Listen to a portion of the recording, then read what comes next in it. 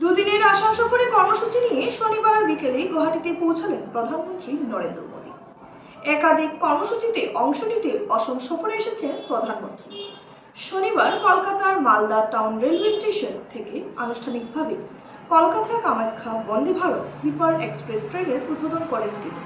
কলকাতা ও গুয়াহাটির মধ্যে চলাচলকারী এই ট্রেনটি প্রধানমন্ত্রী কলকাতা থেকে ফ্ল্যাগ অফ করেন এবং গুয়াহাটির কামাখ্যা স্টেশনে উপস্থিত ছিলেন মুখ্যমন্ত্রী হেমন্ত বিশ্ব শর্মা। উল্লেখ্য, শনিবার বিকেলে 5:20 গুয়াহাটির বিমানবন্দরে পৌঁছান প্রধানমন্ত্রী মোদী।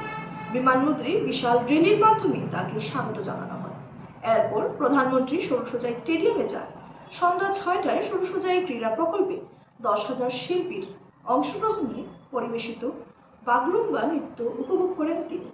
রাতে প্রধানমন্ত্রী কৈনাধরার 1 নম্বর রাজ্য অতিথিশালায় অবস্থান করবেন। পরদিন সকাল 9:30 প্রধানমন্ত্রী খানাপাড়া থেকে কলিয়াবরের উদ্দেশ্যে রওনা দেন। সকাল 11টায় কলিয়াবরের মৌচন্দা মাঠে এক জনসভায় অংশ নেবেন তিনি।